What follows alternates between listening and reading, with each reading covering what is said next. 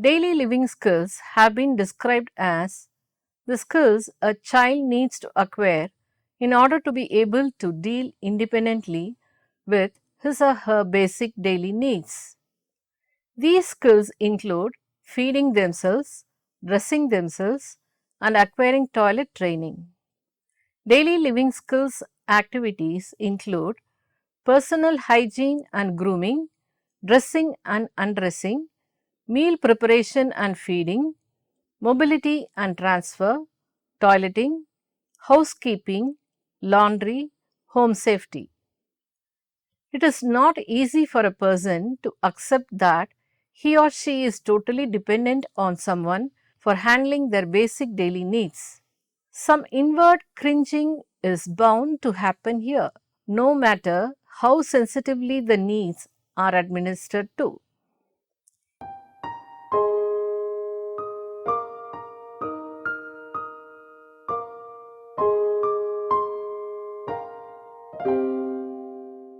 Two to 3 years, bathing.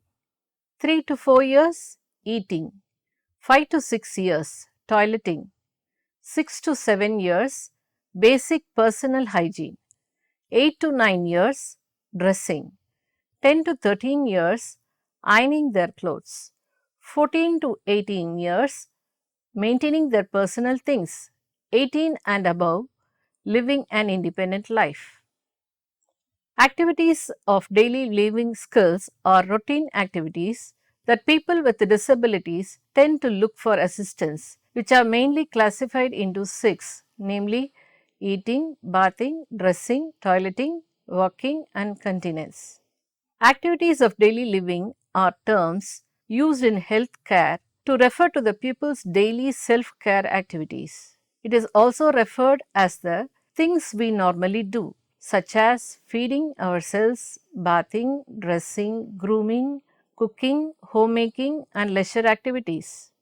Each person's daily living skills are unique.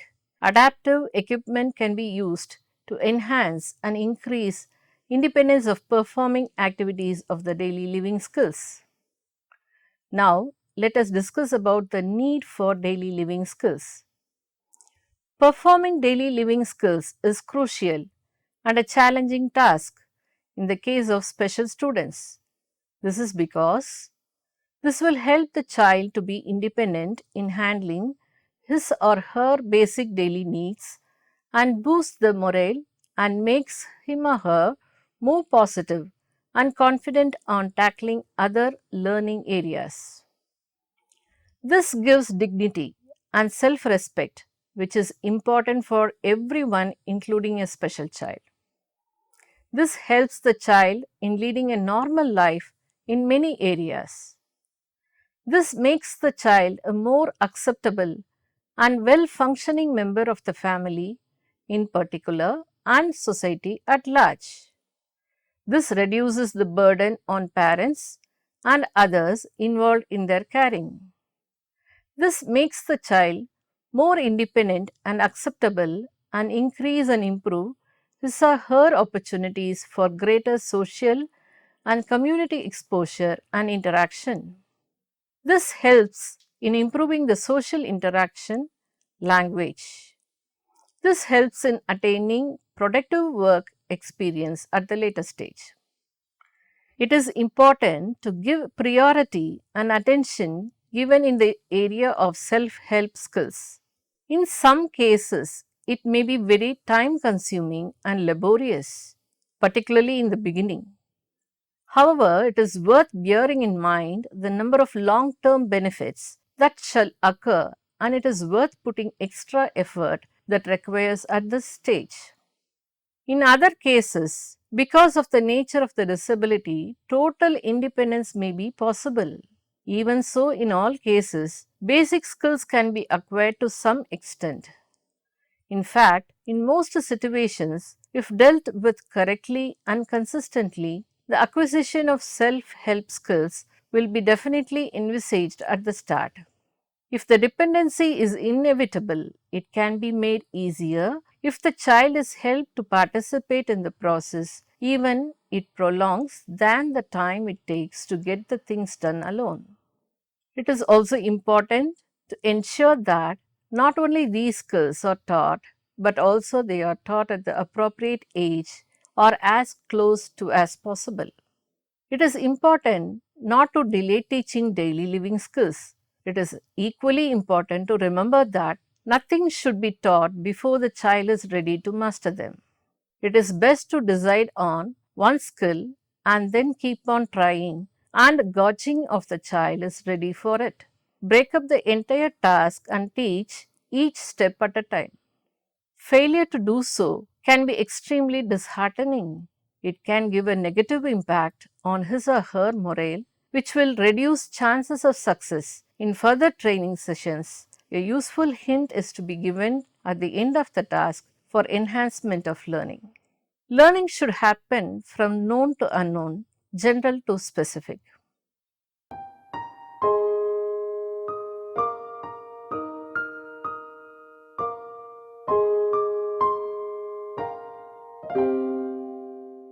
The term daily living skills refers to a wide range of personal self care activities across home, school, work, and community settings. Most daily living skills, like food preparation and personal hygiene, need to be performed on a regular basis to maintain a reasonable level of health and safety. Adaptive functioning or an individual's ability to care for all self and function independently is a primary consideration when supporting individuals with autism and other disabilities. Daily living skills and activities for visually impaired students. Activities of daily living, that is ADL, comprise everything entailed in human life and relationships. These are the basic activities necessary during an ordinary day. There are hundreds of activities which a person performs from the moment he wakes up in the morning till he goes to sleep at night. Sighted persons normally learn to perform these activities by themselves by observing other persons. A large part of daily living activities are learned by observation and imitation. As visual discrimination is involved in these activities, a visually impaired person cannot learn the same on his or her own. Through his or her other senses, he or she may get an idea of what is going on, but cannot learn the exact procedure. It has been observed that loss of confidence associated with the loss of vision retards the daily living skills of such a person. At the same time, lack of opportunity and environment are also the major causes of restricted performance of such activities. Thus, the major objectives of imparting training in daily living skills should be to enable him or her to carry out his or her day to day activities with the least possible external assistance and with safety. Help him or her to be self sufficient in all functional activities. Instill confidence to enable him or her to be socially integrated. Develop healthy personal and family relationships. Learn scientific management of self and home.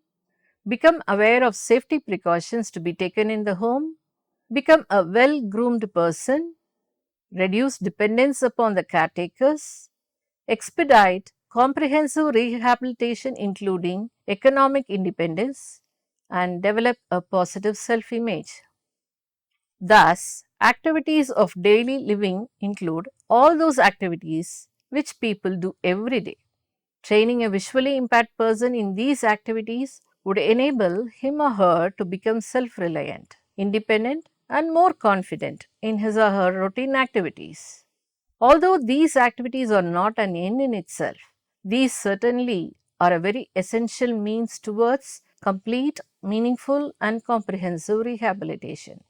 Now, we are going to discuss further about the training strategy, procedure for designing the daily living skills, specific rules for teaching daily living skills, and training content.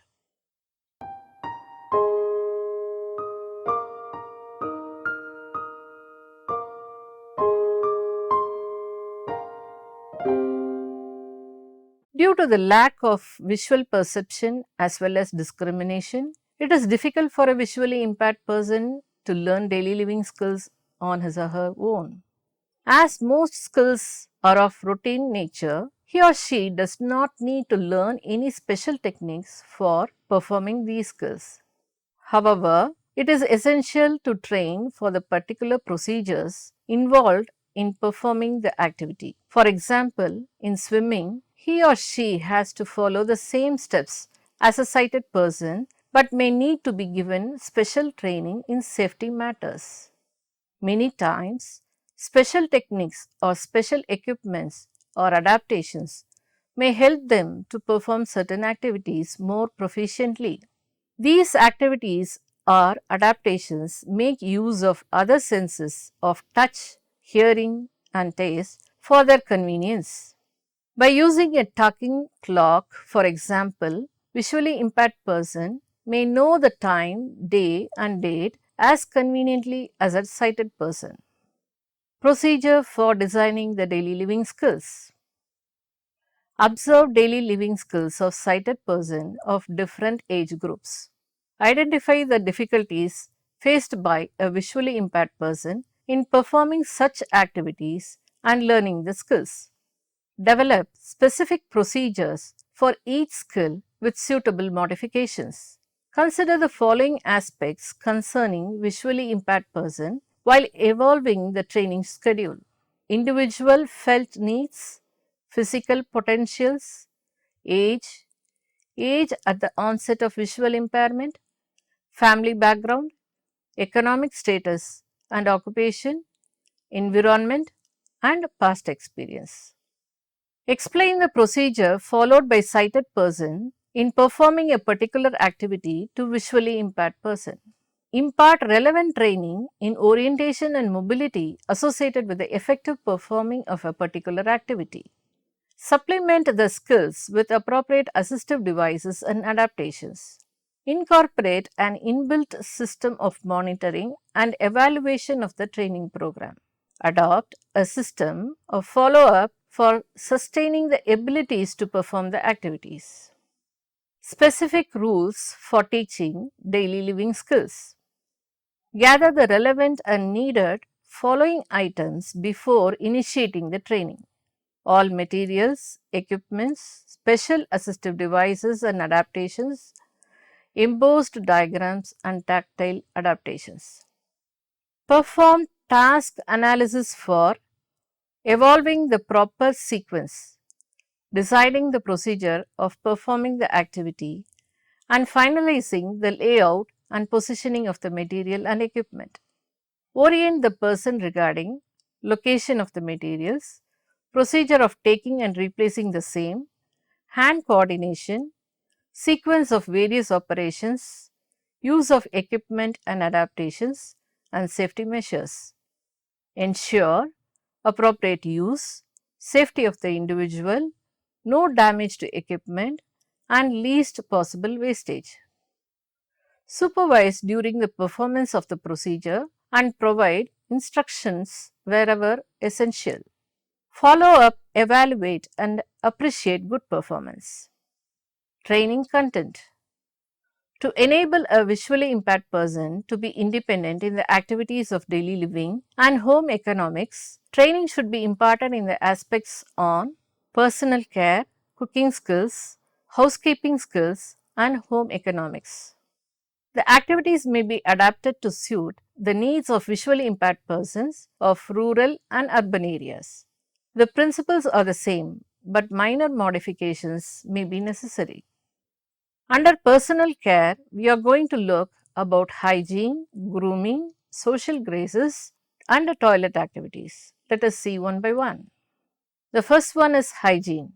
The visually impaired person should be trained about bathing, care of hands and feet, cleaning of ears, nail cutting, oral hygiene, manage toothpaste, brush teeth, personal hygiene. The next one is grooming, in which they should be taught about combing and care of hair, dressing and undressing, shaving using facial cream, skin care, applying cosmetics, female grooming and hygiene, using hair oil cosmetics. The next one is social graces, which involves social manners, etiquette, courtesy, table manners, eating habits with fingers, spoons, style and mode of dressing, postures while sitting, standing and talking, gestures, gait, socializing, art of conversation. Finally, in toilet activities in which they should be trained to control the bowels and bladder while asleep, during waking hours, while awake, and finally at night. Have conscious effort and physical energy to stay seated, keep themselves clean and hygienic. Next, we will look into the cooking skills. The skills to be trained are identifying the ingredients, cleaning and cutting vegetables, handling vessels, handling gas, cooking safely. Regarding housekeeping skills, the skills to be trained are cleaning, care of furniture, laundry, washing utensils, bed making. And finally, regarding home economics, the skills to be trained are money management, time and energy management, furnishing the home, shopping techniques, using appliances, care of the home.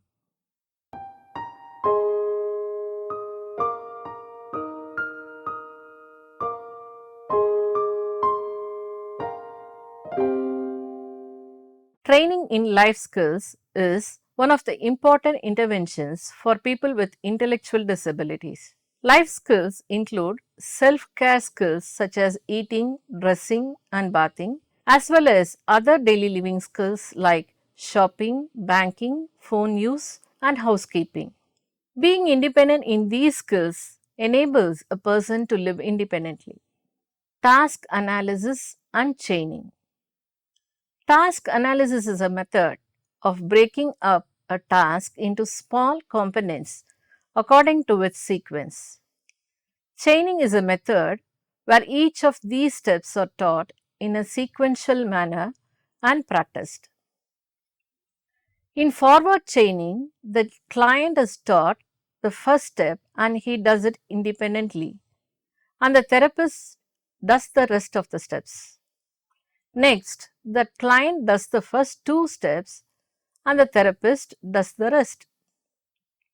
In this manner, the client learns the task one step at a time. In backward chaining, the client is taught the last step first. The therapist does the task and the client completes it with the last step. Chaining is a good method to teach life skills and can be used with positive reinforcement strategies. Role play. Role play is a method where the client is given a chance to act out and practice real life situations. The therapist and the client practice various social situations using this technique. It helps the client gain confidence to handle the same situations in real life. Practicing in real situations. Many studies have shown that life skills training in real life situations is the most effective. This is also because people with intellectual difficulties may struggle with generalization. In this method, the client is taken to a real life situation like the shopping mall or the post office where he or she is asked to do a task. The therapist or trainer goes with the client and prompts him or her whenever required. After a couple of times, the client may be confident to do the task without support. Use of social stories. Social stories are pictorial stories that depict life situations and people. They can be used to discuss various aspects of life skills, including the right way to respond in a situation. Social stories can be used to teach social skills as well as skills related to ways to respond in an emergency situation and safe behaviors. Social stories can also be used to motivate a client to be independent. Groups. A number of studies have shown that special groups to teach life skills are effective. When clients with similar difficulties are put together in a group and taught together, they tend to motivate each other. Clients may also enjoy the social interaction and may learn better. Groups also give an opportunity to the therapist to work on social interaction skills that are required for independence in life skills. However, group therapy must be conducted by a trained therapist experienced in leading and guiding clients in groups. Break down or task analyze skills into steps. Model targeted skills, then provide practice opportunities. Use visual schedules with pictures or icons to demonstrate each step. Systematically fade prompts to promote independence. Teach occupational awareness and exploration as appropriate. Teach material in relevant context. Reinforce students for generalizing information across material or settings. Provide many opportunities for students to apply information they have learned. Explicitly teach life skills related to daily living and self care. Plan experiences that are relevant to the student's world. Find ways to apply skills to other settings. For example, arrange field trips to various places. Minimize distractions and the possibility for overstimulation. Teach and model personal hygiene habits such as washing hands, covering mouth and nose when sneezing or coughing, and dental care. Arrange the environment so students have many opportunities to practice personal care and self help skills. Teach and model rules and practices for bus safety, safety outside, staying with the group, and safety in the classroom. Teach students to provide personal identification information when asked. Teach and model procedures for dealing with potentially dangerous situations, including fire, severe weather, and strangers.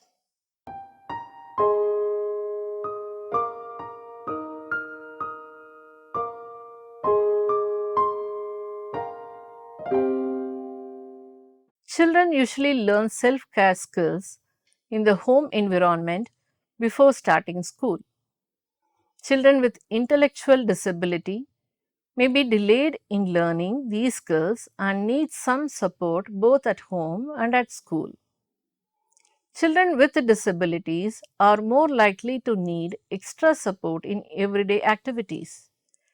The support needs of a child will vary depending on the nature of the task, the child's disability, and their environment, where some children will need no help, some others may need a little, and there are persons who will always need support with certain activities.